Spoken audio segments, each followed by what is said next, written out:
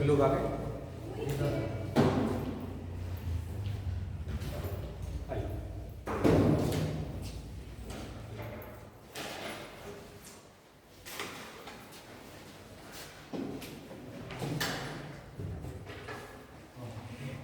ICT। पहले तो स्टार्ट करने से पहले मैं अपना तारुफ करा दूँ। मैं फैज़ असलम था, माइसेल्फ फैज़ असलम था और कंप्यूटर एप्लीकेशन डिपार्टमेंट का हेड। ठीक है, आप लोगों से थोड़ा सा जानकारी कंप्यूटर के बारे में कुछ जानते हैं? हाँ, अच्छा, चलिए हम बेसिक से स्टार्ट करते हैं। ICT क्या फुल फॉर्म है? ICT information technology and communication technology. Information and communication. देखिए एक चीज मैं बता दूं कि इसकी जो टर्मिनोलॉजी है इसको इंग्लिश में ही याद रखिएगा। हिंदी में आपको भी परेशानी होगी और वो इंग्लिश में ज़्यादा बेहतर रहेगा। जैसे कि फ्रीक्वेंसी है, आमतौर पे फ्रीक्वेंसी वर्ड आप लोग सुनते हैं, हिंदी में बोला जाता है आवृत्ति है। अब वो एक तो इतना लेटेस्ट सब्जेक्ट है, उसको आप हिंदी में बड़ी परेशानी हो जाती है। तो जो टर्मिनोलॉजी है इसकी, इस सब्जेक्ट की टर्मिनोलॉजी जो है उसको प्लीज जो है वो इंग्लिश में ही।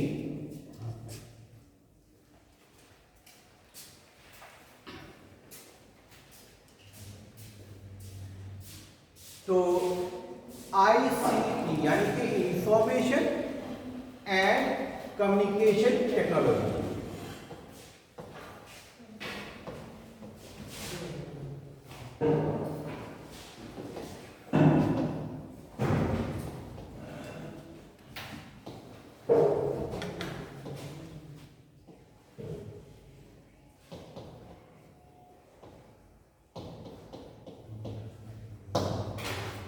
Information and communication technology.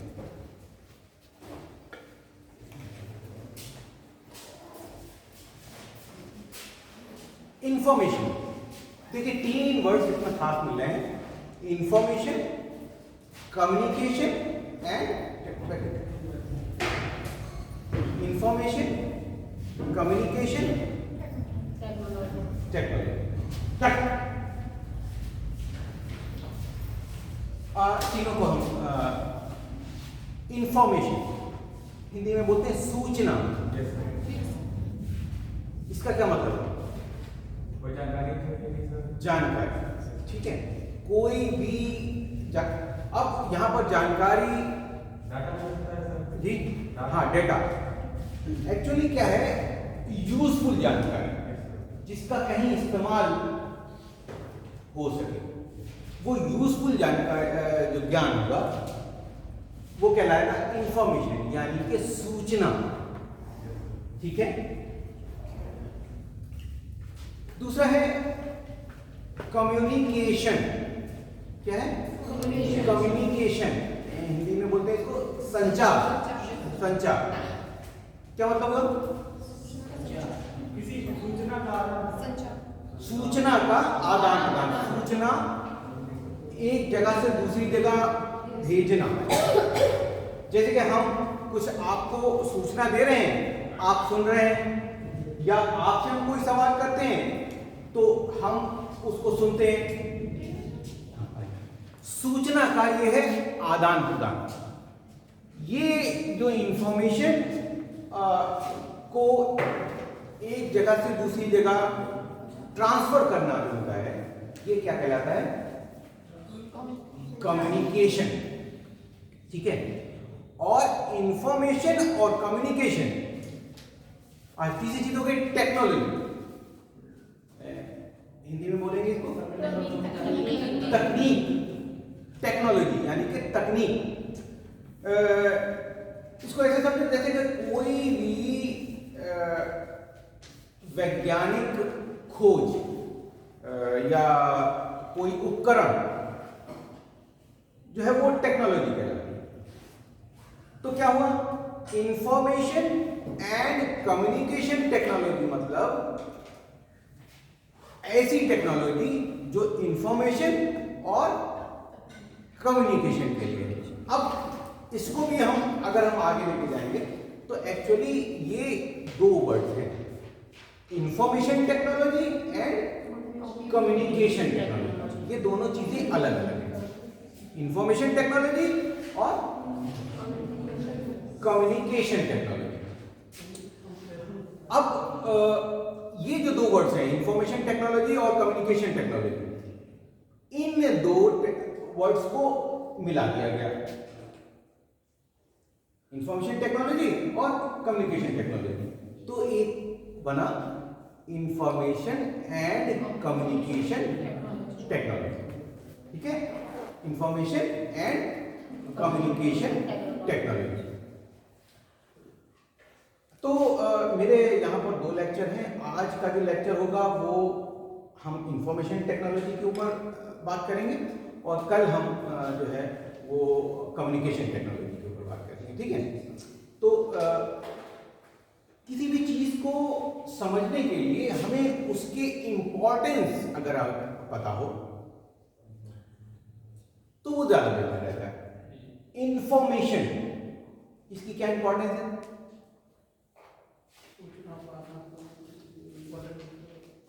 सूचना की इंपॉर्टेंस बताइए भाई। किसी चीज को अच्छे से जान सकते हैं अगर उसकी सूचना होगी। देखिए बहुत सारी चीजें हैं, हम शुरू से ही पढ़ते चले आ रहे हैं। क्यों? हमें जानकारी, हमें जिस चीज के बारे में जानकारी होगी तो हम उसके लिए अवेयर रहेंगे। तब क्या होगा, हम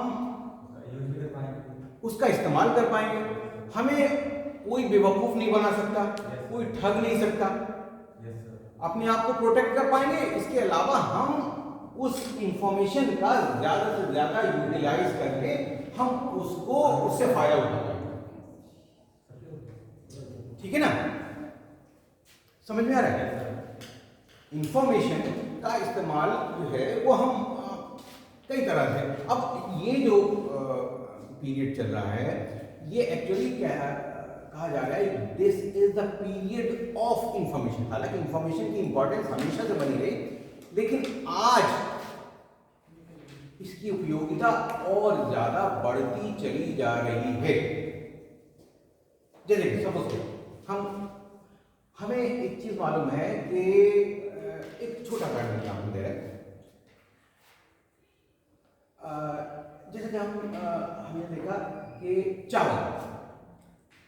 चावल यहाँ पर जो है, जो चावल 100 रुपए का है और वो पाकिस्तान में 500 रुपए में बिक रहा है और हमारी पहुंच भी है, तो हम फायदा उठा सकते हैं। हमारे पास इंफॉर्मेशन है, हम फायदा उठा सकते हैं कि भाई एक चीज यहाँ से लेंगे दूसरी जगह जाके भेज देंगे, फायदा हो गया। तो ये क्या है, ये इंफॉर्मेशन। और इसका भाई आप जितनी भी स्टडी करते हैं उसका बराबर जो है उसका इस्तेमाल करते हैं। ये सारा जो है इंफॉर्मेशन की इंपॉर्टेंस है। और आज के ज़माने में इंफॉर्मेशन की इंपॉर्टेंस आप इसको समझ सकते हैं कि देखिए कितनी तेज़ी से इंटरनेट और ये सारी चीज़ें, ये एक ज़माना था कि अगर हमें कोई टॉपिक किसी को चाहिए जानकारी अगर हमें चाहिए होती थी तो दसियों किताबें खंगालने के बाद जाके हमें वो जानकारी मिल पाती। आज क्या है, सिर्फ एक फिंगर टिप्स आपने टाइप किया और हाजिर।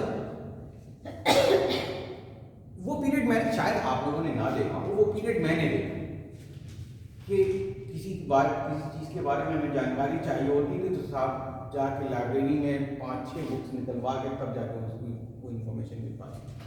आज उसकी इम्पोर्टेंस उसको आप शायद ना समझ पा रहा हो, जिसने वो पीरियड देखा है वो समझ सकता है कि आपको कुछ भी किसी भी तरीके की जानकारी, और किताब में तो टेक्स्ट में है पढ़ना पड़ेगा, वहां पर तो आपको इंटरनेट तो वो विजुअल फॉर्मेट में है, वीडियो में अवेलेबल है कि आप उसको समझिए खूब अच्छी तरह।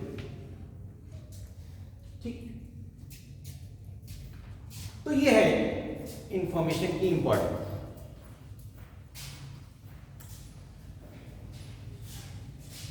और दूसरी चीज आ गई कम्युनिकेशन।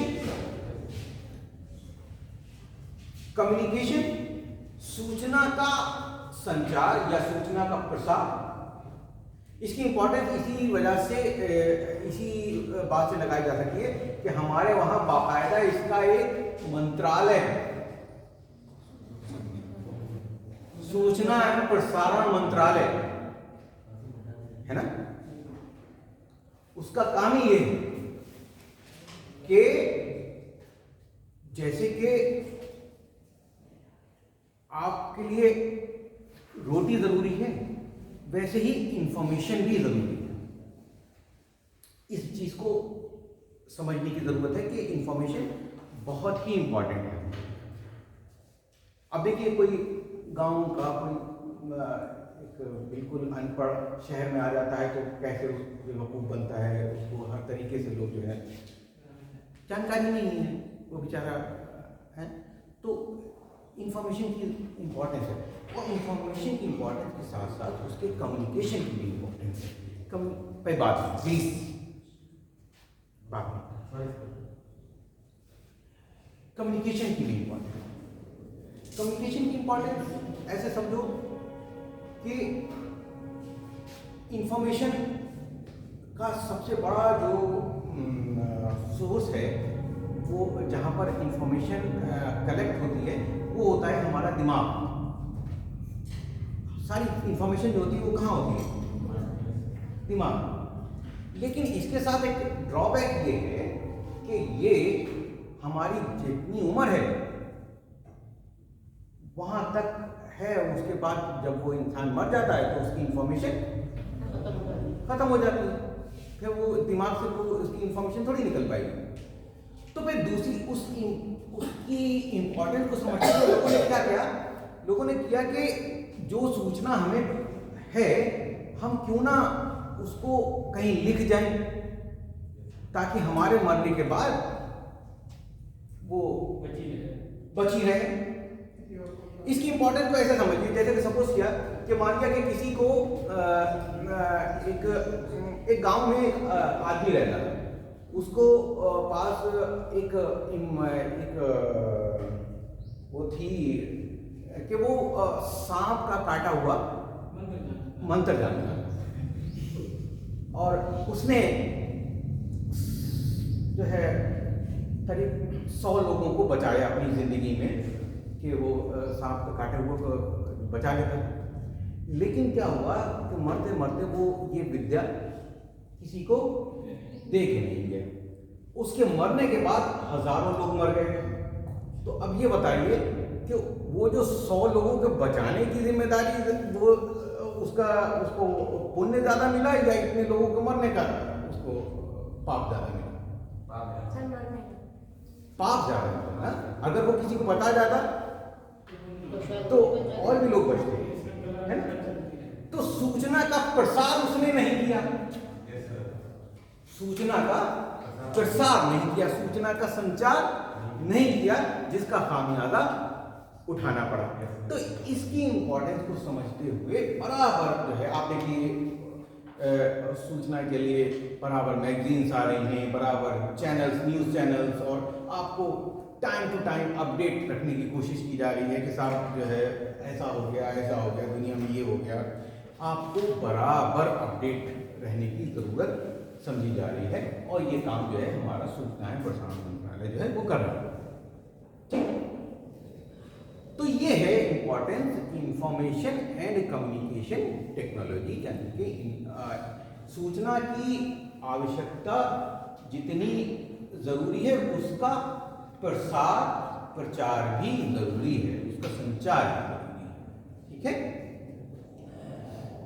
तो मैंने बताया कि वो अपना जो भी उसको इल्म था, जो भी उसको इंफॉर्मेशन थी, वो क्या करता था? मरने से पहले लिख के चला जाता। वो किताबें में वो इंफॉर्मेशन आती थी। अब दूसरा आदमी जो है उसको उसको इतना ज़्यादा स्ट्रगल करने की ज़रूरत नहीं है, उसको सारी इंफॉर्मेशन जो है वहाँ पर लिखी मिल गई, वो उसके आगे का काम करेगा, वो उसके आगे का काम करेगा और फिर वो कहीं लिख के चला जाएगा। और इस तरीके से हमारे पास किताब में इंफॉर्मेशन जो है वो हमारे पास मिलती चली जा रही है। अब जैसे कि ऐसे समझो, जैसे कि सपोज किया कि कोई आदमी गया और जाके चांद पे जाके उसने बताया कि चांद पे ऐसा है, ऐसा है, ऐसा है, और आके जो है उसने अपनी किताब में लिख दिया। तो अब चांद के माहौल को जानने के लिए आपको चांद पे जाने की जरूरत नहीं है, सिर्फ वो किताब पढ़ लीजिए, है ना। तो ये है। अब हुआ क्या कि ये किताबें आज भी ये हम जिस पीरियड में हैं, ये एक बॉर्डर है, यहाँ से एक नई लाइफ स्टार्ट होने जा रही है, टेक्नोलॉजी की नया बिल्कुल। ये किताबें जो है वो लाइब्रेरीज वगैरह में या फिर हम लोग परचेज भी करते हैं, इनसे इंफॉर्मेशन मिलती है, लेकिन इनके कुछ ड्रॉबैक्स हैं। क्या ड्रॉबैक्स? पहली बात तो ये कि ये जगह बहुत घेरती है। 100 किताबें अगर हमारे पास है तो एक बाकायदा पूरी अलमारी भर जाएगी। दूसरी बात ये कि अब उसके अंदर कोई चीज लिखी हुई है कि सपोज कि भारत जो है वो सन 47 में आजाद हुआ था, ये एक लाइन लिखी हुई है। अब भारत कब आजाद हुआ था इसके लिए अब आपको पूरी किताब पढ़ना है। इतनी तो पढ़नी है कि जहां पर कोई इंफॉर्मेशन क्या मालूम कहां पर लिखा हुआ। तो ये सारी चीजें, एक नई टेक्नोलॉजी का इस्तेमाल हुआ, ये कहलाया इंफॉर्मेशन टेक्नोलॉजी। यहां पर इंफॉर्मेशन, सबसे खास बात है कि इंफॉर्मेशन जो है वो बहुत ही कम स्पेस में, यानी कि ये समझिए कि एक लाइब्रेरी में अगर 1 लाख किताबें हैं तो अब ऐसी 1 लाख किताबों के लिए कितनी बड़ी लाइब्रेरी की जरूरत है ना। लेकिन वो 1 लाख किताबों की जो इंफॉर्मेशन है वो एक छोटे से शायद 1.5 सेंटीमीटर की चिप के अंदर वो आ जाएगी, है ना। Yes, sir. कहां हमें इतनी बड़ी लाइब्रेरी की जरूरत है और कहां सिर्फ 1.5 सेंटीमीटर का एक छोटे से चिप के अंदर वो इंफॉर्मेशन। तो ये है इस जो नई टेक्नोलॉजी है उसकी इंफॉर्मेशन। और खास बात, उन 1 लाख किताबों में से अगर आपको कोई एक किताब चाहिए तो कम से कम अगर कितना ही सिस्टमेटिक वे में लग रही है तो कम से कम 10-15 मिनट तो लगेंगे उस किताब को ढूंढने में। उन 1 लाख किताबों में से एक किताब अगर ढूंढना है तो 15 मिनट तो लगेंगे। Yes, sir. यहां पर क्या है, शायद 2 मिनट हद से हद, सिर्फ आपको टाइप करना है, बुक अवेलेबल है, नहीं अवेलेबल है, और अवेलेबल है तो कहां है। तो इंफॉर्मेशन टेक्नोलॉजी, और इंफॉर्मेशन टेक्नोलॉजी में जो सबसे बड़ा जो टूल है वो क्या है। इंफॉर्मेशन टेक्नोलॉजी में जो सबसे बड़ा टूल है वो क्या है, वो है कंप्यूटर।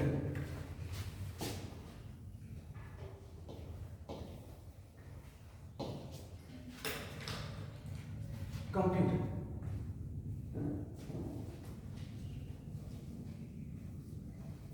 क्यों?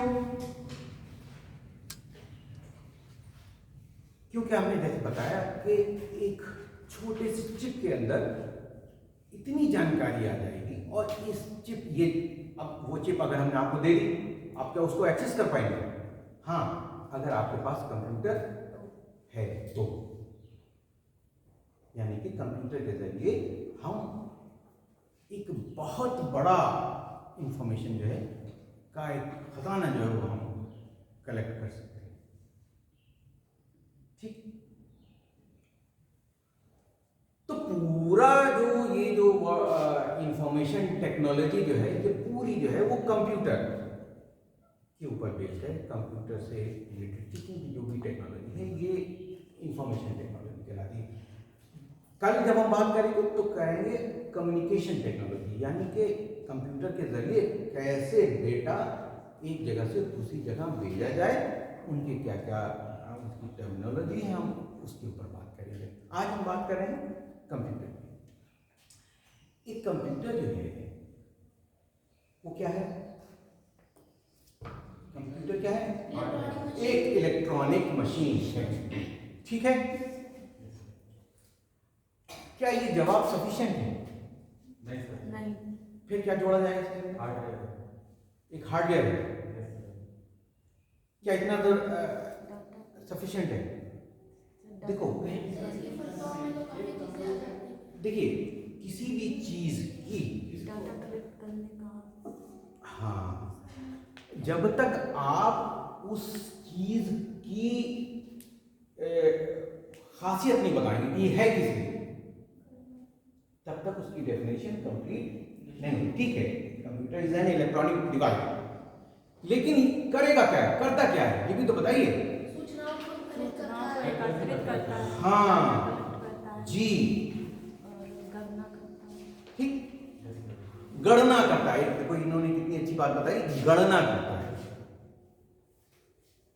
गणना करता है यानी कि कैलकुलेशन, कैलकुलेशन। अब कैलकुलेशन तो कैलकुलेटर भी करता है, तो क्या वो कंप्यूटर है? फिर फर्क क्या है?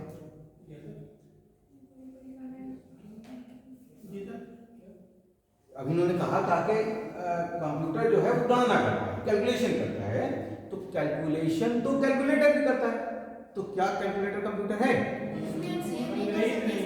नहीं, ऐसे भी कैलकुलेटर आते हैं जिसमें आप डेटा सेव कर सकते हैं।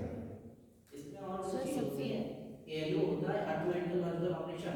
हाँ, एक्चुअली है क्या कि कंप्यूटर गणना तो करता है, लेकिन गणना के साथ साथ वो लॉजिकल ऑपरेशन भी परफॉर्म करता है। Yes sir. Arithmetic operation and logical operation also. मतलब एक कैलकुलेटर है, कैलकुलेटर 2000 प्लस 3000 कितने हो गए? 5000, ये आपको कैलकुलेटर बता देगा। लेकिन उससे पूछो अच्छा एक बड़ा है या दो बड़ा है, बता पाए? नहीं, उसके वो बहुत बड़ी बड़ी गणनाएं कर लेगा, लेकिन जहां पर बात आ जाएगी लॉजिकल ऑपरेशन की, वहां पर वो फेल। पहली बार सर चार्ल्स बेबेज, जो कि फादर ऑफ कंप्यूटर कहे जाते हैं, उन्होंने एक माइलस्टोन बना दिया कि एक मशीन से भी लॉजिकल ऑपरेशंस परफॉर्म किए जा सकते हैं। उससे पहले ये चीज नामुमकिन समझी जाती थी कि एक मशीन, ये काम तो तब ये समझा जाता था, कंप्यूटर जब नहीं आया था तब ये काम सिर्फ इंसान का दिमाग ही कर सकता है, लॉजिकल ऑपरेशन तो कोई मशीन कर ही नहीं सकती, इम्पॉसिबल। लेकिन सर चार्ल्स बेबेज ने मशीन पहली मशीन जो बनाई, डिफरेंस इंजन,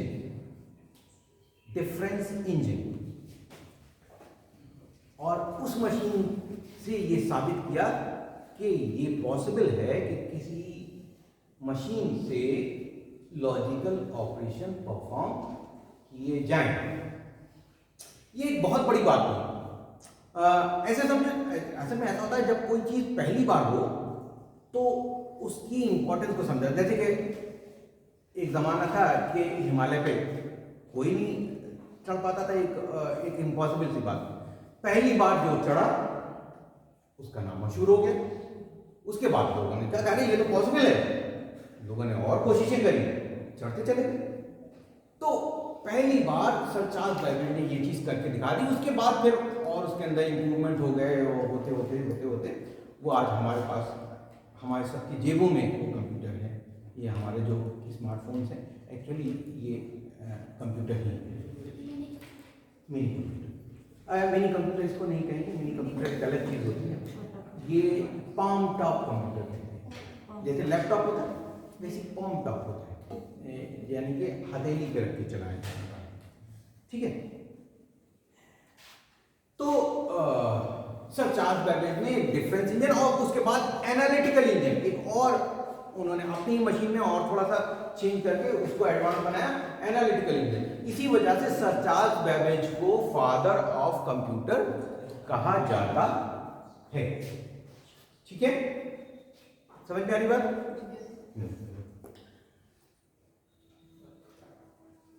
अब ये कंप्यूटर, जैसे बताया, computer is an electronic device, electronic machine, it performs arithmetical and logical operation. इसके साथ साथ लॉट्स ऑफ इंफॉर्मेशन को वो सेव करता है। जो मेन जो इसकी खासियतें हैं कंप्यूटर की, वो है स्पीड। स्पीड बहुत तेजी से काम करता है, जो इसकी ये कुछ खासियतें। और दूसरी चीज है एक्यूरेसी।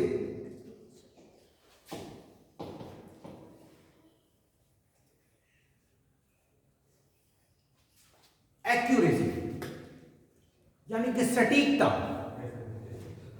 बिल्कुल सटीक।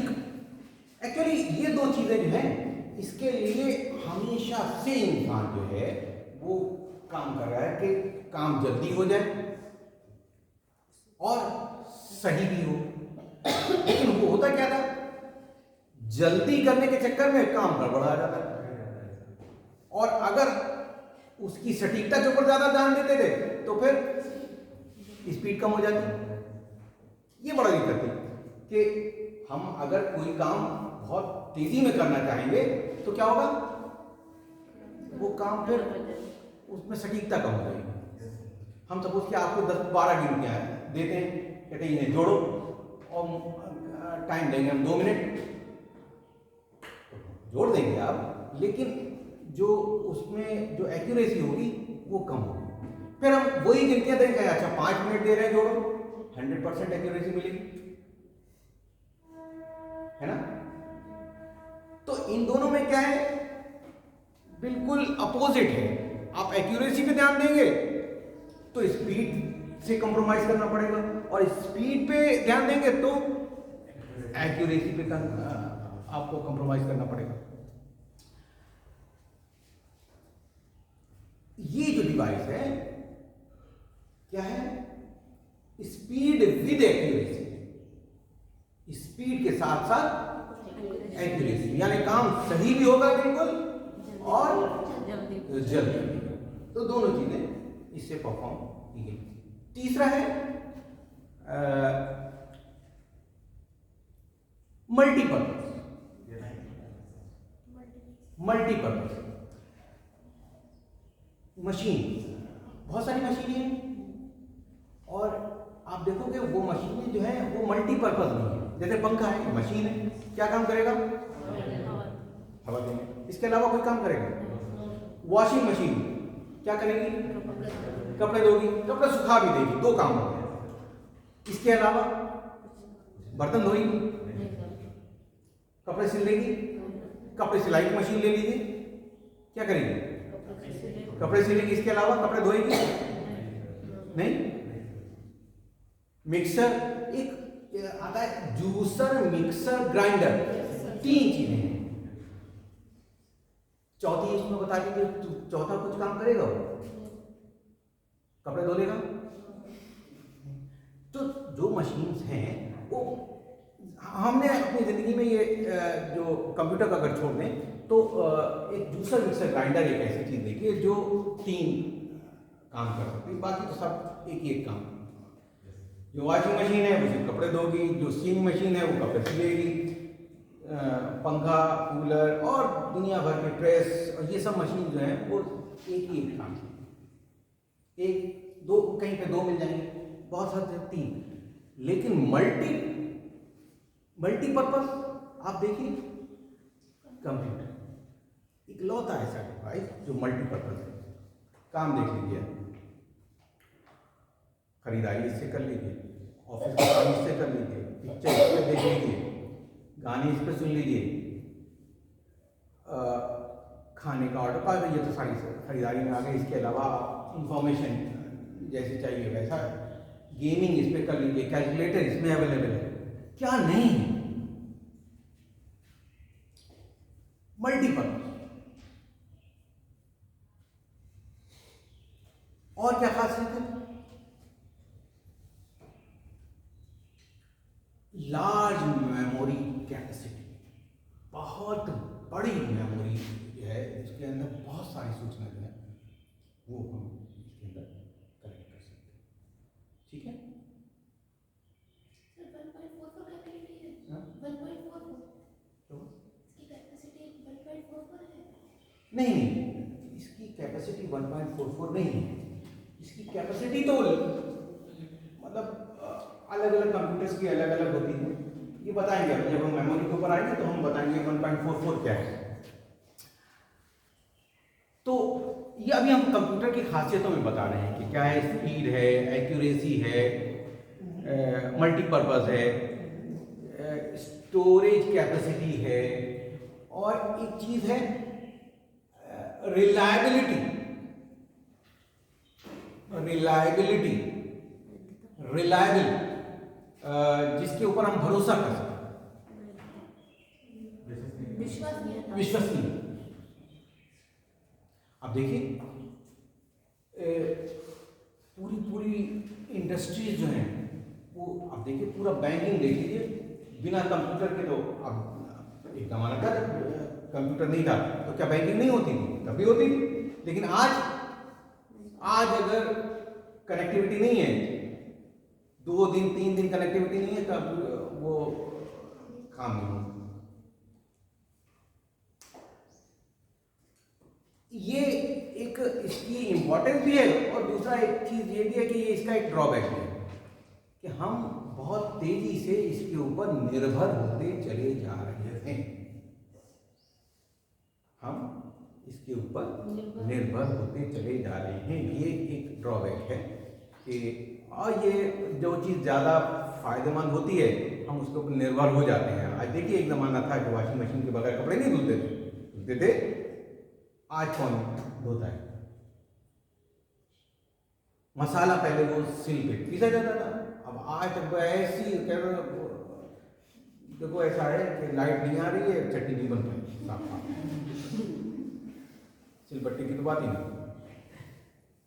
तो निर्भरता है। कोई भी चीज़ जो है भाई, एक ज़माने में जो है बहुत दूर तक पैदल चले जाया करते थे, आज 1 किलोमीटर चलना मुश्किल।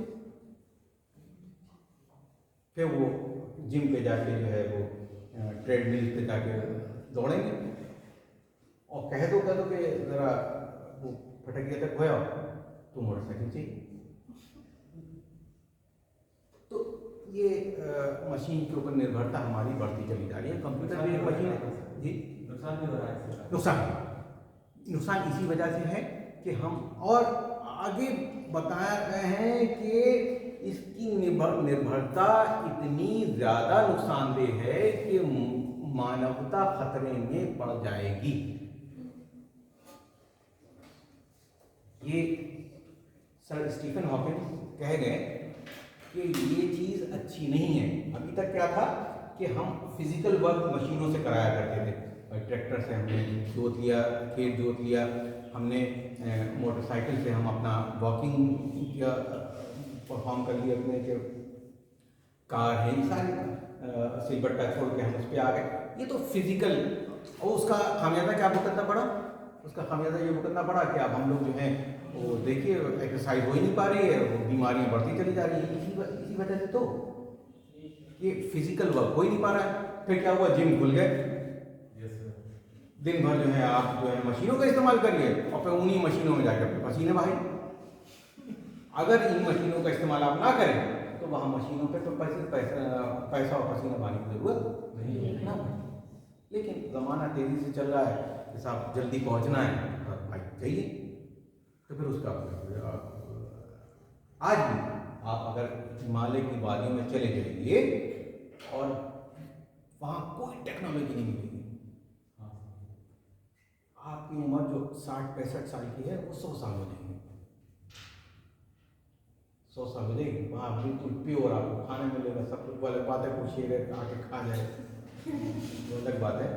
लेकिन आज क्या है, अब भैया नेटवर्क के बगैर तो व्हाट्सएप कैसे चलेगा, फेसबुक कैसे चलेगा, इसके बगैर तो हम भले ही भैया 60-65 साल की जिंदगी बहुत है हमारी, हमें नहीं चाहिए 100 साल की जिंदगी बिना फेसबुक और व्हाट्सएप। खैर, तो ये सारी चीज़ें जो हैं ये इनकी बेनिफिट्स हैं, ठीक है।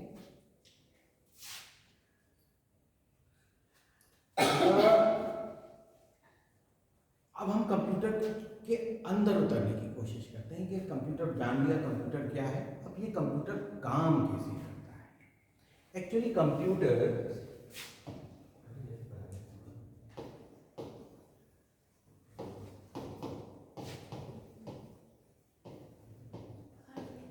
हार्डवेयर प्लस सॉफ्टवेयर का कॉम्बिनेशन। कंप्यूटर हार्डवेयर और सॉफ्टवेयर का कॉम्बिनेशन है, ठीक है। अब हार्डवेयर क्या है? सर सीपीयू है, माउस है, मॉनिटर है, सब उसके हार्डवेयर है, हाँ। जो उसके सिस्टम एक्चुअली कंप्यूटर कंप्यूटर के जितने भी पार्ट्स हैं, जो फिजिकल पार्ट्स हैं, जिनको हम देख सकते हैं, छू सकते हैं, हार्ड, जी सर, वो सारे जो हैं हार्डवेयर हार्डवेयर। फिर सॉफ्टवेयर क्या है? वो अंदर के जो प्रोग्राम्स हैं, वो सॉफ्टवेयर। जैसे कि आप मोबाइल है, मोबाइल का जो स्क्रीन है ये क्या है? हार्डवेयर है। मोबाइल के ऊपर की जो कैबिनेट लगी हुई है क्या है? ये हार्डवेयर है। मोबाइल के आसपास जो स्विचेस लगे हुए हैं क्या है? ये हार्डवेयर है। लेकिन व्हाट्सएप क्या है? सॉफ्टवेयर है। उसमें जितने भी आप फेसबुक क्या है? सॉफ्टवेयर। उसमें कैलकुलेटर है क्या है? सॉफ्टवेयर है। जो प्रोग्राम्स हैं वो क्या है? सॉफ्टवेयर। और दोनों का होना जरूरी है, mean made for each other. दोनों बिना हार्डवेयर के आप खाली सॉफ्टवेयर से कंप्यूटर नहीं। Computer is a combination of hardware and software. खाली हार्डवेयर है, सॉफ्टवेयर नहीं है, कंप्यूटर कंप्लीट नहीं है, काम नहीं करेगा। खाली सॉफ्टवेयर है, हार्डवेयर नहीं है, तो कंप्यूटर कंप्लीट नहीं, काम नहीं करेगा। कंप्यूटर काम कब करेगा? जब हार्डवेयर और सॉफ्टवेयर दोनों अवेलेबल होंगे तब, ठीक है। हार्डवेयर और सॉफ्टवेयर। अब हार्डवेयर की बात करें तो हार्डवेयर में बेसिकली 4 यूनिट निकलते हैं। एक होता है इनपुट यूनिट,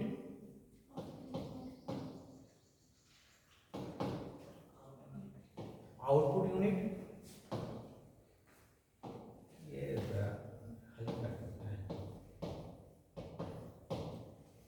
प्रोसेसिंग यूनिट,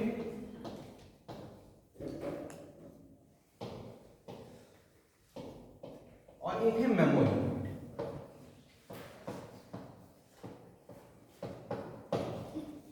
ये हार्डवेयर के सब ये यूनिट है। हार्डवेयर में क्या क्या हो सकता है? Input unit, output unit, processing unit and memory unit. समझ में आ गया? ठीक है।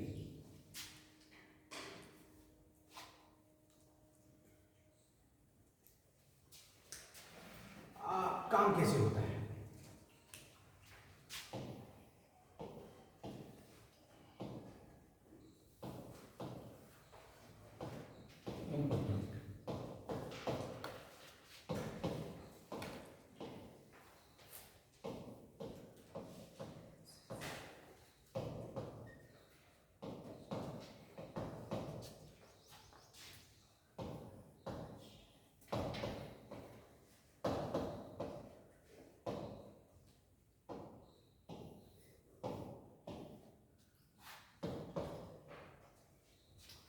Input unit processing unit, output unit.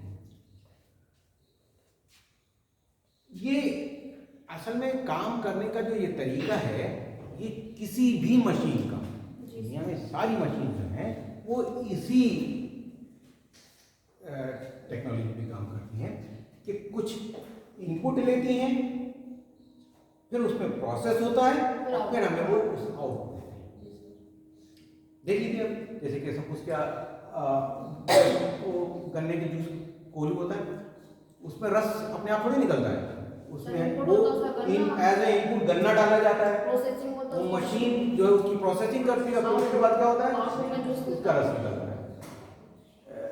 Mixer में देख लीजिए आप, उसमें खड़े मसाले डालते हैं, साबुत मसाले डालते हैं, फिर वो मशीन प्रोसेस करता है और आपको आउटपुट किसी भी मसाले मिलते हैं।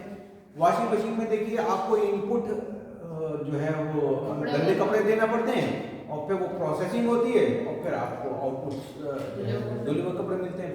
तो जितनी भी मशीन्स हैं वो सब कुछ ना कुछ इनपुट लेती हैं, उनमें प्रोसेसिंग होती है, उसके बाद आउटपुट देते हैं। तो कंप्यूटर भी क्या है, मशीन है, वो भी ऐसे ही काम करती है कि इनपुट लेती है। तो इनपुट, अब ये हम याद करिए स्टार्टिंग में हमने कहा था कि ये चल रहा है इंफॉर्मेशन टेक्नोलॉजी, और कंप्यूटर जो है वो सबसे बड़ा हथियार है इंफॉर्मेशन का। आज के लिए कंप्यूटर जो है वो सबसे बड़ा हथियार है इंफॉर्मेशन, हम उसी को डिस्कस कर रहे हैं। तो वो ये इंफॉर्मेशन जो है, जैसे कि जो दूसरी मशीन है वो वॉशिंग मशीन कपड़ों पे काम करती है, सिलाई मशीन कपड़ों पे काम करती है, मिक्सर जो है वो उस पे काम करता है, मसालों वगैरह पे काम करता है, हर चीज़ के लिए वो अलग अलग उन्होंने। हमारा कंप्यूटर जो है वो इंफॉर्मेशन के लिए काम करता है। यहाँ पर जो इनपुट डाला जाएगा वो होगा डेटा, क्या डेटा, और आउटपुट क्या होगा, इंफॉर्मेशन। इंफॉर्मेशन यहाँ से निकलेगी, डाला क्या जाएगा, डेटा, और निकलेगा क्या, इंफॉर्मेशन। यानी कि इनपुट डेटा किया जाएगा और आउटपुट क्या होगा, इंफॉर्मेशन। जैसे गन्ना डाल के रस निकालते हैं, वैसे यहाँ पर डेटा डाल के इंफॉर्मेशन। सर डेटा तो सॉफ्टवेयर है ना? हाँ, सॉफ्टवेयर। तो हार्डवेयर में कैसे पहुंच गया? कहाँ ना, हार्डवेयर में नहीं पहुंचा, ये है इनपुट यूनिट की बात बता रहे हैं कि इनपुट करा जाएगा ना, इनपुट करा जाएगा तो उसके लिए कुछ हमें हार्डवेयर की जरूरत पड़ेगी। अभी इनपुट यूनिट की बात कर रहे हैं, डेटा अंदर डाला जाएगा, इंफॉर्मेशन निकाली जाएगी, लेकिन इसको डालने के लिए कोई फिजिकल डिवाइस हमें चाहिए, वो है इनपुट यूनिट। डेटा क्या है, डेटा कुछ भी हो सकता है, डेटा कोई वीडियो हो सकता है, डेटा कोई ऑडियो हो सकता है, डेटा कोई फोटो हो सकता है, ऑडियो वीडियो, कोई लिखावट लिखी हुई चीज हो सकती है, टेक्स्ट हो सकती है, ऑडियो वीडियो टेक्स्ट इमेज, यही तो डेटा है। तो इसे डालने के लिए हमारे पास इनपुट यूनिट के अंदर बहुत सारे डिवाइसेस आते हैं, ये सारे कहलाते हैं इनपुट डिवाइसेस।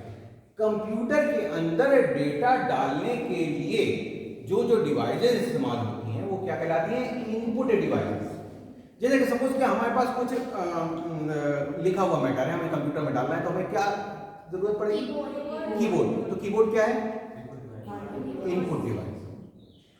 कीबोर्ड एक हार्डवेयर है, लेकिन हार्डवेयर में किस यूनिट में आता है, इनपुट यूनिट में। इनपुट यूनिट में जो इनपुट डिवाइस है वो है किबोर्ड। ऐसे ही और क्या बताया था, तो लिखा हुआ हो गया। सपोज कि हमारे पास कुछ जो है फोटो है, तो वो फोटो हमें कंप्यूटर में डालना है, स्कैनर की जरूरत पड़ेगी। स्कैनर क्या है, इनपुट डिवाइस, ठीक है। हमारे पास हम कोई आवाज डालना है, कैसे डालेंगे, माइक्रोफोन, माइक क्या है, इनपुट डिवाइस, ठीक है। प्रिंटर से निकलती है इंफॉर्मेशन कंप्यूटर की, तो वो क्या है, लेकिन सर उससे स्कैन भी तो होता है सर। दोनों चीजें अलग अलग हैं, वो कंबाइन कर दिया गया। स्कैनर जो है, स्कैनर और प्रिंटर दोनों को कंबाइन कर दिया गया। अब वो है स्कैनर कम प्रिंटर, स्कैनर प्लस प्रिंटर, वो दोनों चीजें एक साथ हैं। लेकिन जहां तक स्कैनर की बात करें तो स्कैनर इनपुट डिवाइस और प्रिंटर आउटपुट डिवाइस। तो हमने आपको बताया कि अलग अलग तरीके का डेटा होता है हमारे पास, ऑडियो वीडियो टेक्स्ट इमेजेस, और ऑडियो वीडियो टेक्स्ट में अलग अलग तरीके के डेटा के लिए हमें अलग अलग इनपुट डिवाइसेस की ज़रूरत पड़ती है। ठीक है, इसके बाद क्या होता है, उसके ऊपर प्रोसेसिंग होती है। क्या होता है? प्रोसेसिंग। उसके लिए जो यूनिट कहलाता है प्रोसेसिंग यूनिट, इसको कहते हैं सीपीयू, सेंट्रल प्रोसेसिंग यूनिट।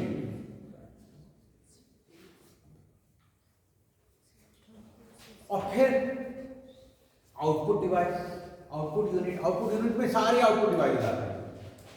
अगर हमने कोई, हमारा डेटा जैसा होता है वैसे इंफॉर्मेशन होती है, तो डेटा जब ऑडियो वीडियो टेक्स्ट इमेजेस हैं तो उसकी इंफॉर्मेशन भी ऑडियो वीडियो टेक्स्ट इमेजेस होगी।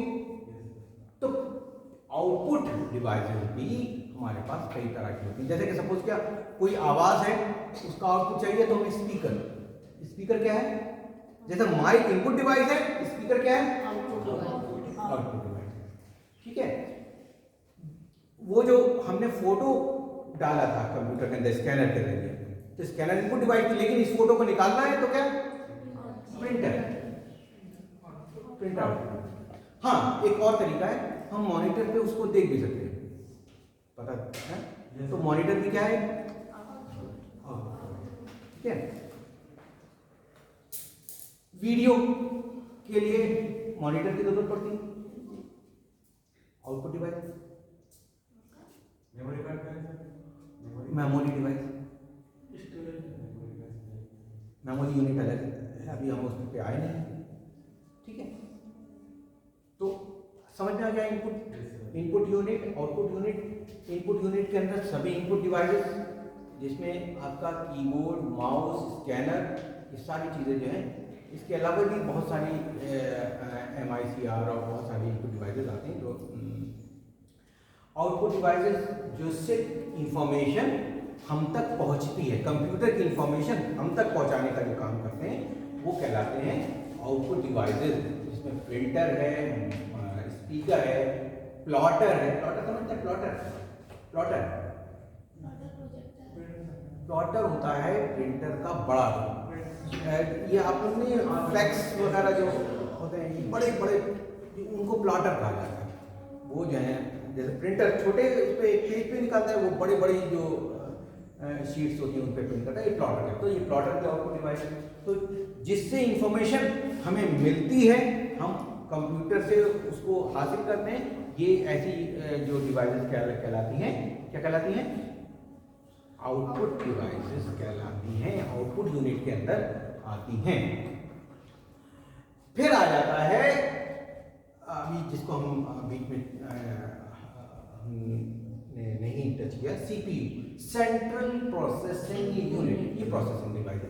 सेंट्रल प्रोसेसिंग यूनिट ये दो चीजों से मिलकर बनी होती है, ALU,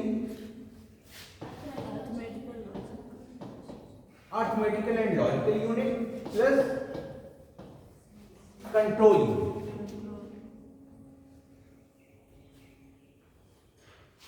सेंट्रल प्रोसेसिंग यूनिट जो प्रोसेसिंग यूनिट होती है, इसके अंदर दो यूनिट्स होते हैं, arithmetical and logical unit and control.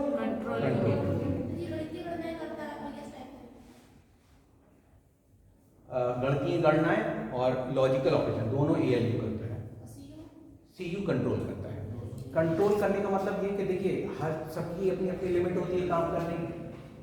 भाई एक गधा है, वो 20 ईंटें उठा सकता है, हम उसको 50 ईंटें रख देंगे तो क्या होगा?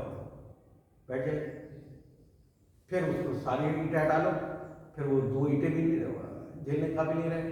ऐसे ही कंप्यूटर के अंदर, कंप्यूटर की भी अपनी लिमिट है कि वो अलग अलग तरीके के कंप्यूटर अलग अलग उसके, तो आप उसमें डेटा बहुत तेजी से देते चले जा रहे हैं तो कंप्यूटर होगा हैंग हो जाता है, अपनी कैपेसिटी के बाहर अगर हो जाता है तो फिर वो hang.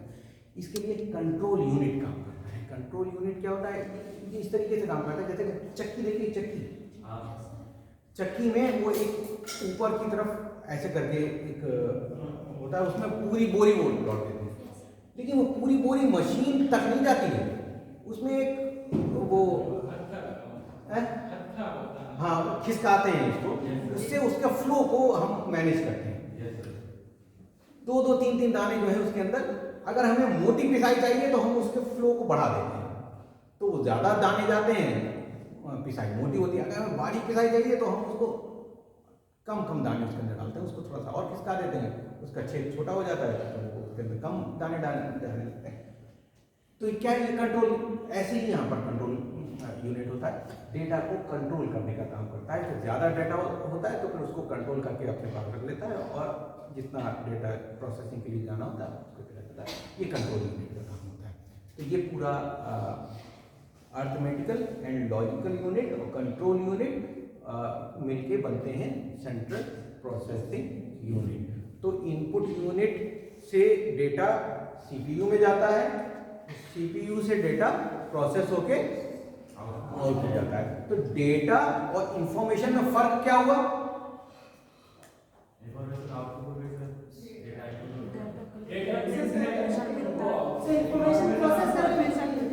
Processed data is called information. जो डेटा प्रोसेस्ड होके जाएगा वो क्या है? इंफॉर्मेशन। जिस डेटा के ऊपर प्रोसेसिंग हो चुकी होगी वो क्या कहलाएगी? इंफॉर्मेशन। ठीक है, तो ये इंफॉर्मेशन हमें कंप्यूटर से फास्टली, तेजी से हम इधर डेटा डालते हैं, होता है इंफॉर्मेशन उससे रिलेटेड हमें मिल जाती है। ठीक है, और एक चौथी यूनिट है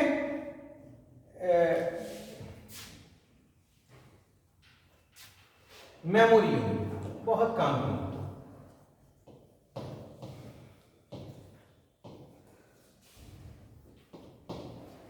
मेमोरी यूनिट ये इसको ऐसे समझो जैसे कि डेटा को स्टोर करना या इंफॉर्मेशन को स्टोर करना। जब हम गन्ने का रस निकालते हैं तो कहीं स्टोर करते हैं उसको, उस जूस को, तो जो भी बर्तन है वो बर्तन मेमोरी, इसके अंदर इंफॉर्मेशन जो है वो सेव होती है। कितने टाइम तक सेव रह सकती है? पेन ड्राइव में 10 इयर्स होता है, जैसे अब कंप्यूटर में कितना रहेगा, कितने टाइम? किसने कह दिया पेन ड्राइव में कहीं? मैंने पढ़ा था। मेरे पास 15 साल पुरानी पेन ड्राइव है। ये होता है कि एक मान के चलते हैं कि साहब, जैसे कि एक बिल्डिंग कहते हैं साहब 50 साल ये चली, इसका मतलब ये नहीं कि 50 साल ही चली, 50 साल होते ही खत्म। एक मान के चलते हैं कि साहब ये अगर आपको ज़्यादा इंपॉर्टेंट डेटा है तो इसके अंदर 10 साल तक रखिए और फिर उसके बाद दूसरे में डाल दीजिए, डेटा ना लॉस होगा। इसका मतलब, लेकिन ये नहीं है कि वो 10 साल ही चलती है ना, मान के चलते हैं कि भाई एक पीरियड तो लेके चलेंगे ना कि भाई कब तक, तो ऐसा नहीं है कि उसका 10 साल ही होता है। और ख़राब होने वाली 2 दिन में ख़राब हो जाती है। यस सर, 2 दिन में भी ख़राब हो जाती है। मेमोरी यूनिट, कंप्यूटर की जो मेमोरी है उसको यहाँ पर मेमोरी यूनिट, ऐसा में यूनिट क्या मतलब, जहाँ पर बहुत ढेर सारी चीज़ें होती हैं वो यूनिट कहलाता है। तो कंप्यूटर की मेमोरी है, ये मोस्टली 2 तरह की होती है। एक होती है इंटरनल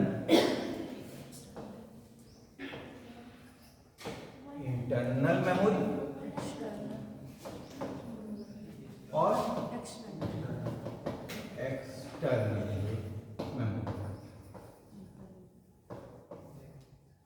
एक्सटर्नल, इंटरनल मेमोरी और एक्सटर्नल, इसको प्राइमरी मेमोरी भी बोलते हैं। इंटरनल मेमोरी को प्राइमरी मेमोरी भी बोला जाता है। इंटरनल मेमोरी को secondary memory, primary memory, secondary memory, internal memory, external memory. अब प्राइमरी मेमोरी,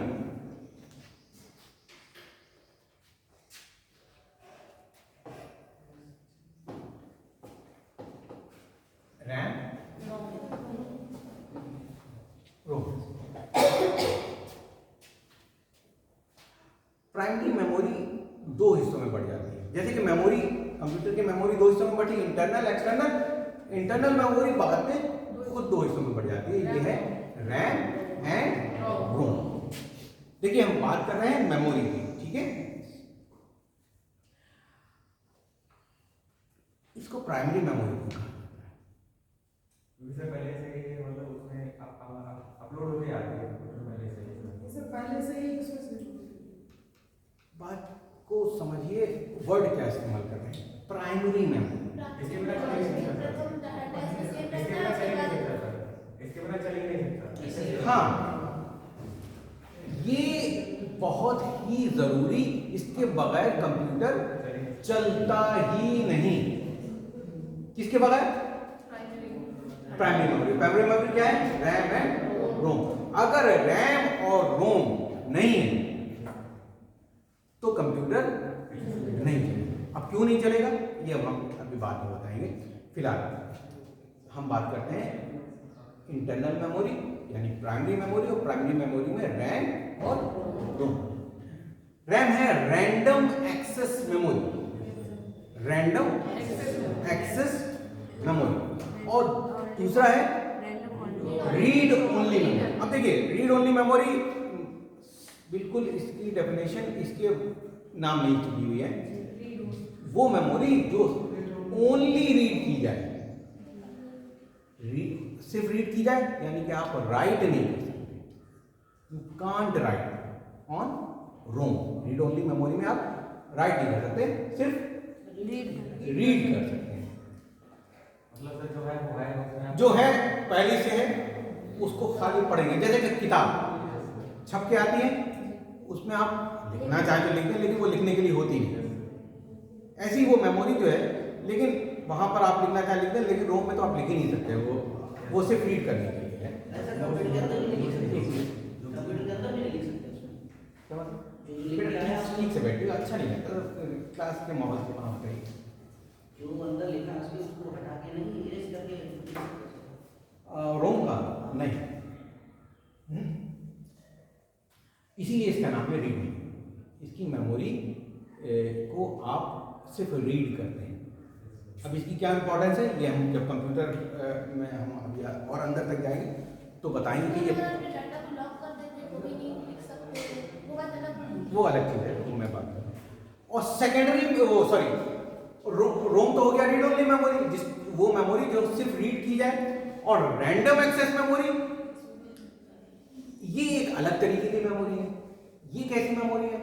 पहली बात तो ये कि ये परमानेंट नहीं है, इट्स नॉट परमानेंट।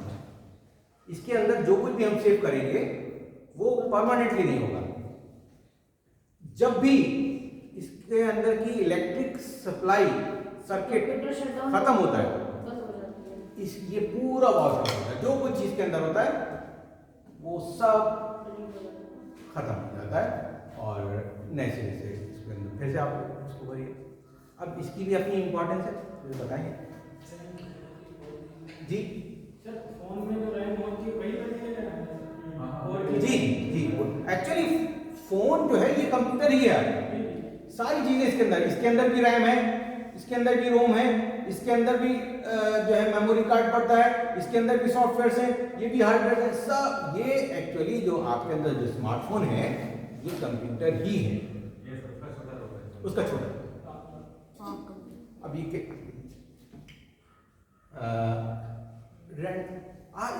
अच्छी बात है।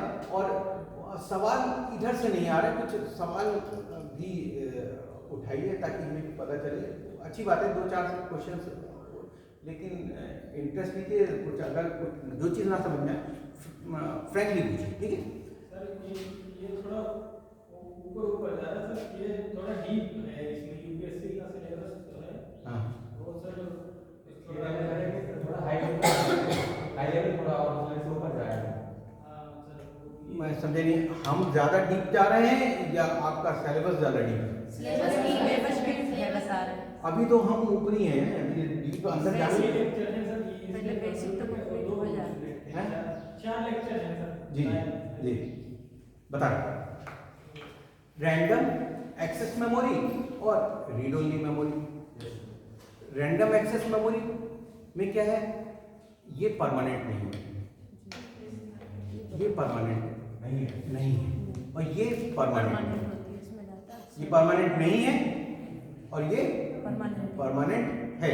डिफरेंस समझिए, एक परमानेंट नहीं है और दूसरी परमानेंट है। और एक फर्क ये है कि जो परमानेंट नहीं है वो राइटेबल है, जो परमानेंट नहीं है वो राइटेबल है और जो परमानेंट है वो राइटेबल नहीं है, वो सिर्फ रीड है। अब ये तो बड़ा चक्कर वाली बात है कि जो चीज परमानेंट है उसमें हम लिख नहीं सकते और जो चीज परमानेंट नहीं है उसमें हम लिख सकते हैं। यही चीज इसको प्राइमरी बनाती है। रैम और रोम, इसमें कुछ कमियां हैं कुछ, और ये रैम जैसे बताइए परमानेंट नहीं है, दोनों में इंपॉर्टेंट कौन सी है सर? दोनों होता क्या है। अब इसके अंदर भी जाएंगे कि कैसे ये काम कैसे करता है। जैसे कि हमने बताया कि सॉफ्टवेयर्स जो होते हैं, कंप्यूटर रैम का काम है, जो भी प्रोग्राम आप ओपन करेंगे वो प्रोग्राम कहाँ पर परफॉर्म होगा, रैम। जो भी हम प्रोग्राम जो है ओपन करेंगे वो कहाँ पर परफॉर्म होगा, इसी वजह से कहा जाता है कि रैम जितनी ज़्यादा होगी हम बड़े से बड़ा प्रोग्राम। इसको ऐसे समझो जैसे कि रामलीला का जो मंच होता है, स्टेज, जो कुछ भी परफॉर्मेंस है वो उस स्टेज के ऊपर आके जिसको भी परफॉर्म करना होगा उस स्टेज के ऊपर होगा।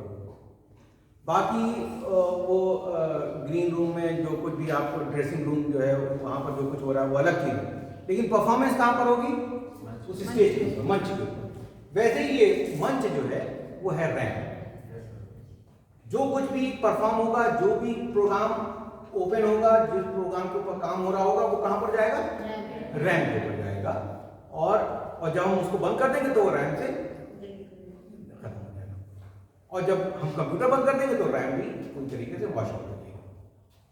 अब रोम क्या है, रोम जो कि परमानेंट है लेकिन राइटेबल नहीं है, परमानेंट है लेकिन राइटेबल नहीं है। होता क्या है, सॉफ्टवेयर की जब हम बात करते हैं तो जैसे कि हमने बताया था कंप्यूटर के लिए हार्डवेयर और सॉफ्टवेयर दोनों की जरूरत होती है। तो जब हम कंप्यूटर का स्विच ऑन करते हैं तो जो प्रोग्राम, जो मेन प्रोग्राम होता है कंप्यूटर का वो कहलाता है ऑपरेटिंग सिस्टम। एंड्रॉयड जो है वो मोबाइल का ऑपरेटिंग सिस्टम है। इसी तरीके से कंप्यूटर का जो बिना ऑपरेटिंग सिस्टम के कंप्यूटर नहीं चलता। अब ऑपरेटिंग सिस्टम रन कैसे होगा, क्योंकि कोई भी प्रोग्राम जो है उसको रन करने के लिए कमांड देना पड़ती है, और कंप्यूटर तो बंद पड़ा हुआ है, कमांड कौन देगा, विंडो ही ऑपरेटिंग सिस्टम है, विंडो ऑपरेटिंग सिस्टम। अब एक्चुअली उसको ऑपरेटिंग सिस्टम को रैम पे आना है, उसको परफॉर्म करना है, लेकिन रैम पे आएगा कैसे, उसे कमांड कैसे दी जाएगी, कंप्यूटर तो है बंद। एक्चुअली होता क्या है, एक सिस्टम होता है रोम। रोम क्या है, इसके अंदर ऑटो एग्जीक्यूटेबल कमांड्स, ऑटो यानी अपने आप, एग्जीक्यूट यानी कि एग्जीक्यूटेबल अपने आप एग्जीक्यूट करने वाले कमांड्स इसके अंदर पड़े होते हैं। और इस तरीके से होता है कि जैसे ही पावर सप्लाई रोम के अंदर जाती है, ऑटो एग्जीक्यूटेबल कमांड जो होते हैं वो रन करते हैं। और वो क्या रन करते हैं, वो कहते हैं, जगाते हैं ऑपरेटिंग सिस्टम को, उठो तुम्हारा काम शुरू होने वाला है। ऑपरेटिंग सिस्टम जगा देते हैं, ऑपरेटिंग सिस्टम जागता है और कहाँ पहुंच जाता है, रैम और फिर रैम पे वो परफॉर्म करने लगता है, तब आपको लगता है कि हाँ कंप्यूटर जो है वो चलने लायक हो गया। ठीक है। सर जब कंप्यूटर ऑन करो इसलिए प्रोसेसिंग होती रहती है बीच में। हाँ, ये पूरा काम जो होता है ये बूटिंग कहलाता है। बूटिंग कहलाता है। जब हम स्विच ऑन करते हैं, स्विच ऑन होने से लेके कंप्यूटर को तैयार होने तक, काम करने के लिए तैयार होने तक जो प्रोसेस कहलाता है, ये कहलाता है बूटिंग। बूटिंग BOO जूता नहीं है, बूटिंग।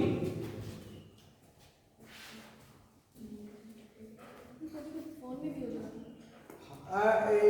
ये दो तरीके की होती है, बूटिंग भी बताया, दो तरीके होती है, hard booting and soft booting. ऐसे समझो जैसे कि अगर हमने मोबाइल को जब बंद करने को तो आपको दो ऑप्शन देता, पावर ऑफ और रीस्टार्ट। अगर हमने रीस्टार्ट किया तो ये सॉफ्ट, अपने आप बंद होगा, अपने आप चल जाएगा। और ऑफ होने के बाद अगर हमने पावर ऑफ कर दिया उसको फिर हमने ऑफ किया तो हार्ड। इसे कोल्ड बूटिंग और वार्म बूटिंग भी कहते हैं। तो अब कंप्यूटर समझ में आया, रैम और रोम का परफॉर्मेंस समझ में आई। रैम जो कि परमानेंट नहीं है, लेकिन होता क्या है कि रैम एक मंच का काम करती है और रोम जो होता है वो उसका काम यह है कि ऑटो एग्जीक्यूटेबल कमांड्स होते हैं और जब पावर सप्लाई जाती है तो वो काम करने लगते हैं। अब एक चीज देखिए कि रैम परमानेंट नहीं है लेकिन राइटेबल है, रोम परमानेंट है लेकिन राइटेबल नहीं। यानी कि अब हमें क्या चाहिए, हमें कोई ऐसी मेमोरी चाहिए जो परमानेंट भी हो और राइटेबल भी। एक्सटर्नल जितनी भी मेमोरी, एक्सटर्नल मेमोरी यानी कि रैम और रोम को छोड़ के जितनी भी मेमोरी है वो सब एक्सटर्नल, चाहे वो फ्लॉपी डिस्क हो, चाहे वो आपका मेमोरी कार्ड हो, चाहे वो पेन ड्राइव हो, ये सारी मेमोरी ये सब एक्सटर्नल मेमोरी के अंदर आते हैं। ये राइटेबल भी हैं और परमानेंट भी हैं। ये राइटेबल भी हैं और परमानेंट। ठीक है, समझ में आ गया मेमोरी यूनिट।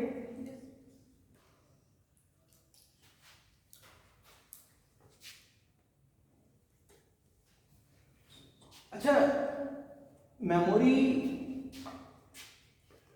तो समझ में आ गया, रैम रोम एक्सटर्नल। होता क्या है कि जो मेमोरी की अपनी यूनिट्स होती हैं, पता कैसे चलेगा कि कितना डेटा इसके अंदर सेव किया जा सकता है, वो क्या कहलाती हैं मेमोरी यूनिट्स।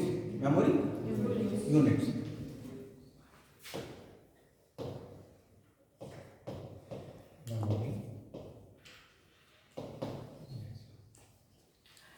जो स्मॉलेस्ट यूनिट होता है वो होता है बिट।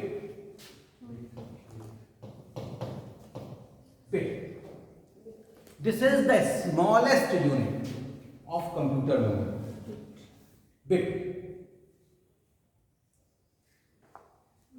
और उससे बड़ा होता है बाइट।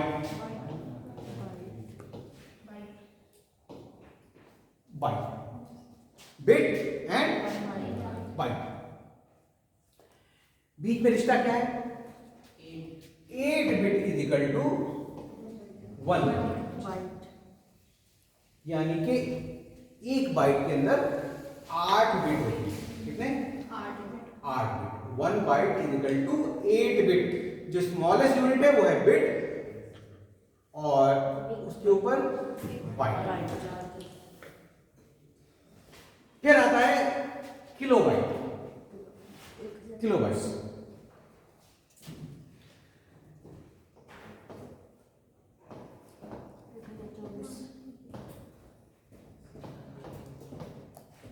केबी, यहाँ केबी यानी किलोबाइट। केबी यानी किलोबाइट। किलो कहते हैं 1000, किलोग्राम 1000 ग्राम किलोग्राम। लेकिन 1024 क्यों अप्रॉक्स बताया जाता है। एक्चुअली 1024 की फिगर आई कहां से, कोई बताएगा? 1 किलोबाइट के अंदर 1024 बाइट क्यों होते हैं, 1000 क्यों नहीं होते? एक्चुअली होता क्या है कि मेमोरी जो है वो अपने से डबल में बढ़ती है, यानी 1 का 2, 2 का 4, 4 का 8, 8 का 16, 16 का 32, 32 के 64, 64 का 128, 128 का 256, 256 का 512 और 512 का 1024। तो 1024 जो है वो 1000 से सबसे नजदीकी आंकड़ा आता है, उससे कम करेंगे तो 512 और 1024 का दुगना हो जाता है 2048। तो 1000 के नजदीकी आंकड़ा जो है वो 1024। तो 1 KB इक्वल टू 1024 बाइट। ठीक है, समझ आ गया? KB यानी के किलो बाइट। इससे बड़ा जो इसके यूनिट होता है वो होता है MB।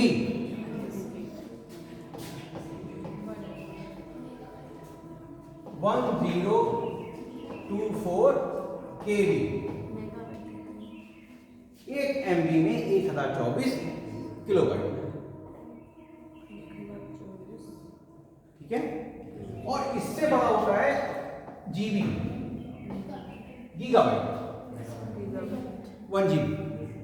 1024 जिसके अंदर क्या होते हैं, MB।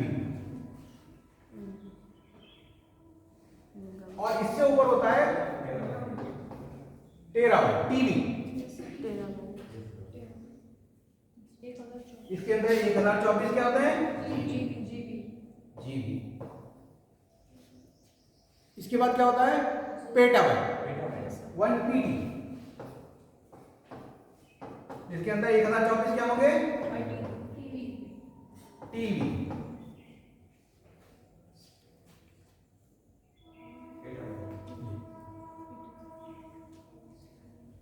फिर बहुत लंबी डिटेल है। पेटाबाइट के बाद एक्साबाइट है, एक्साबाइट के बाद जोटाबाइट है, जोटाबाइट के बाद योटाबाइट है,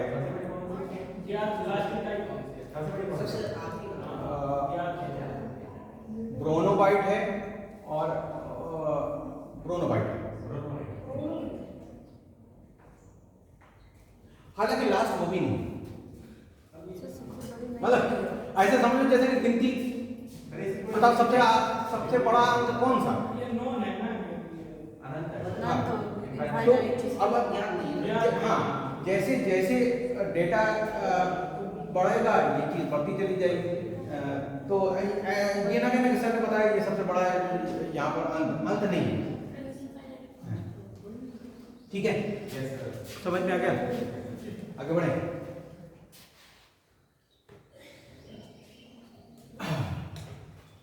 हमने मेमोरी यूनिट कवर कर लिया। अब हम बात करते हैं सॉफ्टवेयर। याद है हमने स्टार्ट कर रहे थे हार्डवेयर सॉफ्टवेयर। हार्डवेयर के अंदर ये सारी चीजें हमने पढ़ ली हैं, input unit, output unit, processing unit, memory unit, memory unit के अंदर इंटरनल एक्सटर्नल मेमोरी, और ये सारी चीजें जो है हमने पढ़ ली। ठीक है, हाँ? अब हम आ जाते हैं सॉफ्टवेयर। सॉफ्टवेयर दो तरह, सिस्टम सॉफ्टवेयर और application software. Application system software, application software, दो तरह के सॉफ्टवेयर हैं। सिस्टम सॉफ्टवेयर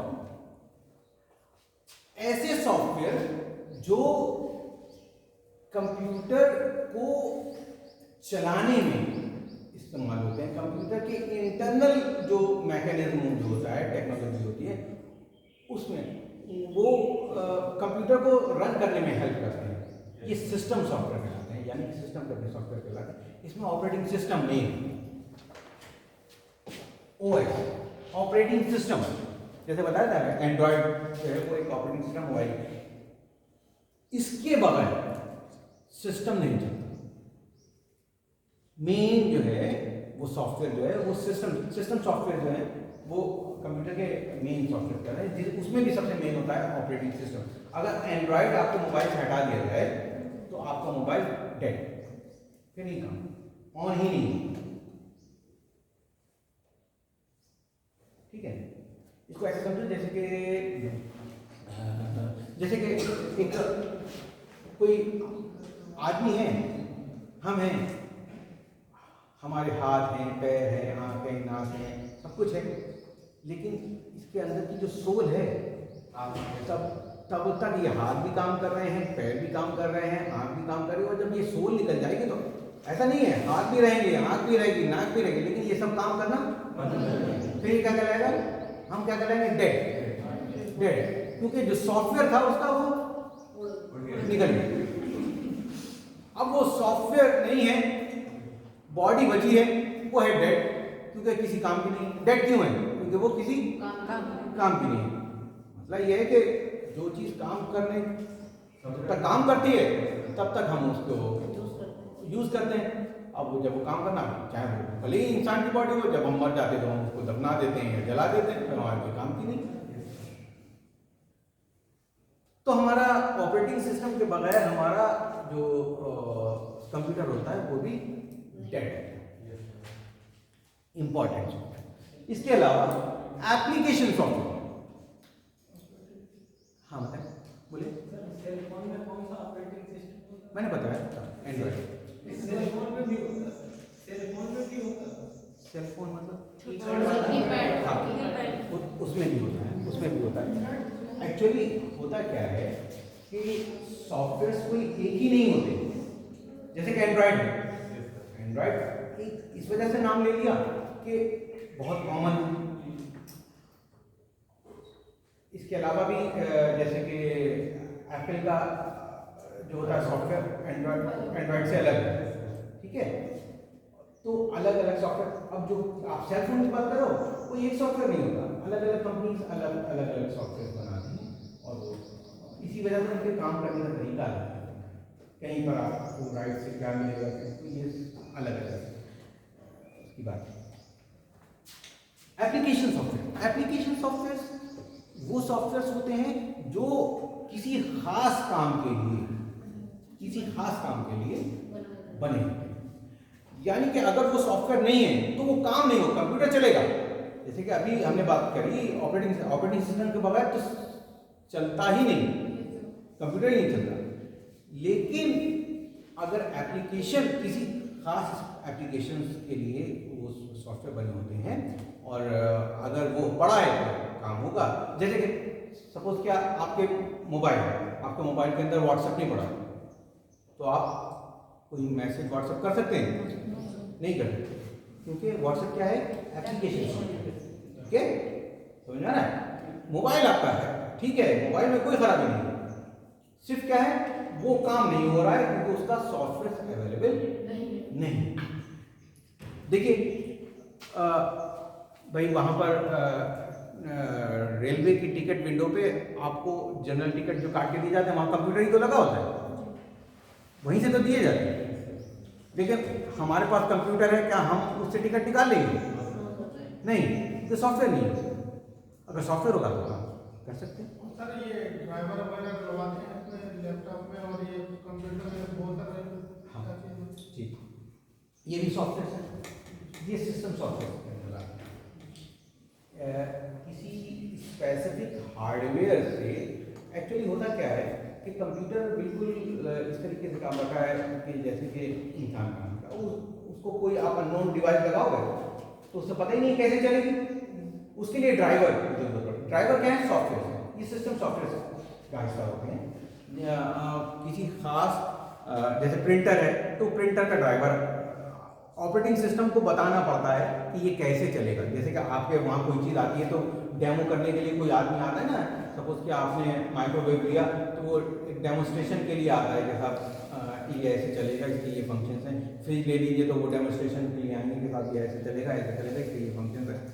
ऐसे ही ऑपरेटिंग सिस्टम को बताने के लिए कि ये जो डिवाइस हमने नई नई लगाई है ये चलेगी कैसे, उसके लिए ड्राइवर्स होते हैं, वो सॉफ्टवेयर्स लगाए जाते हैं। उन ड्राइवर्स से ऑपरेटिंग सिस्टम को पता चलता है कि ये डिवाइसेस कैसे काम करेंगी। बिना ड्राइवर के आप उसमें लगा दीजिए, चलेंगी, क्योंकि ऑपरेटिंग सिस्टम को पता ही नहीं कि ये कैसे चलेगी। ठीक है, और कोई सवाल? एप्लीकेशन सॉफ्टवेयर, तो मैंने बताया वो सॉफ्टवेयर जो किसी खास काम के लिए, जैसे टैली एक अकाउंटेंसी का सॉफ्टवेयर है, तो अकाउंटिंग के लिए टैली अगर आपको पढ़ा है तो आप अकाउंटिंग कर सकते हैं, अगर टैली नहीं पढ़ा है तो फिर नहीं कर सकते। तो ये कुछ खास काम के लिए जो सॉफ्टवेयर बने होते हैं ये एप्लीकेशन सॉफ्टवेयर कहलाते हैं। कंप्यूटर की फंक्शनैलिटी के लिए इनकी इतनी इंपॉर्टेंस नहीं होती, कंप्यूटर काम करेंगे, लेकिन कौन सा काम कराना है उसके लिए वो सा सॉफ्टवेयर, वो उसका एप्लीकेशन सॉफ्टवेयर पड़ा होना जरूरी है। टेली एप्लीकेशन सॉफ्टवेयर फोन में चला सकते हैं? जी फोन हाँ, में चला सकते हैं? टैली एप्लीकेशन वर्जन आता होगा तो जरूर चलाएंगे, मेरे ख्याल से आता है। इनके भी अलग अलग वर्जन होते हैं। एक्चुअली जैसे हमने बताया ना, ये ऑपरेटिंग सिस्टम को समझाना पड़ता है। एंड्रॉइड ऑपरेटिंग सिस्टम आपका मोबाइल का है, और हमारे कंप्यूटर में जो पड़ा होता है वो पड़ा होता है विंडोज ज़्यादातर। तो जब आप उसको एप्लीकेशन सॉफ्टवेयर को डाउनलोड करेंगे तो वो आपसे पूछेगा कि किस लिए चाहिए, पीसी के लिए चाहिए या मोबाइल के लिए चाहिए। मोबाइल के लिए एक ही काम का सॉफ्टवेयर मोबाइल के लिए अलग होगा और पीसी के लिए अलग होगा। ठीक है, समझ में आ गई बात? तो ये सॉफ्टवेयर है सर। विंडोज के बारे में बता दीजिए। जी, विंडोज के बारे में। विंडोज एक ऑपरेटिंग सिस्टम है। विंडोज एक ऑपरेटिंग सिस्टम के बारे में बताया था कि एक इंपॉर्टेंट सॉफ्टवेयर है जिसके बगैर कंप्यूटर काम नहीं करता। एक्चुअली क्या है, कंप्यूटर के अंदर जो कुछ भी मैनेज होता है वो सारा का सारा ऑपरेटिंग सिस्टम मैनेज करता है। सब ऑपरेटिंग सिस्टम, विंडोज एक ऑपरेटिंग सिस्टम है। Input output management operating system करता है, यानी कि विंडोज करता है। मेमोरी मैनेजमेंट ये भी ऑपरेटिंग सिस्टम ही करता है। सारा जो कुछ भी डेटा मैनेजमेंट ऑपरेटिंग सिस्टम करता है। विंडोज एक्चुअली एक ऐसा सॉफ्टवेयर है जो कि कंप्यूटर की सारे काम को मैनेज करता है। जो कुछ भी इंटरनल एक्टिविटीज़ होती हैं वो सब ऐसे ही। एंड्रॉयड जो है वो भी उसका भी काम, दोनों ऑपरेटिंग सिस्टम है, दोनों यही काम करते हैं। विंडोज़ के बहुत सारे वर्जन्स, माइक्रोसॉफ्ट कंपनी का ये सॉफ्टवेयर है। और इससे पहले डॉस डिस्क ऑपरेटिंग सिस्टम जो है, ये इससे विंडोज़ से पहले जो ऑपरेटिंग सिस्टम आता था वो आता था डॉस, ये भी माइक्रोसॉफ्ट का है। और सबसे खास बात यह है कि इस विंडोज़ के बेस पे एक ज़माने में माइक्रोसॉफ्ट कंपनी के जो ओनर थे, चेयरमैन सर बिल गेट्स, दुनिया के सबसे अमीर आदमी बन गए थे। आज नहीं है वो, मतलब जिंदा है लेकिन सबसे अमीर नहीं है, लेकिन एक ज़माने में थे। ऑपरेटिंग सिस्टम ने उनकी ज़िंदगी पलट दी, बहुत चला और आज भी चलता है।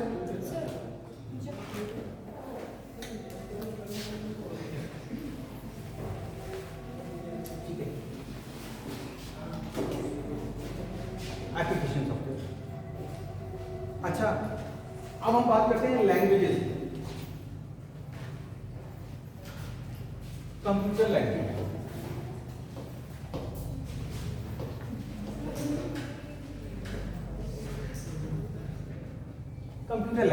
कंप्यूटर के अंदर कुछ लैंग्वेजेस भी होती हैं। दूसरा क्लास है इस टाइम।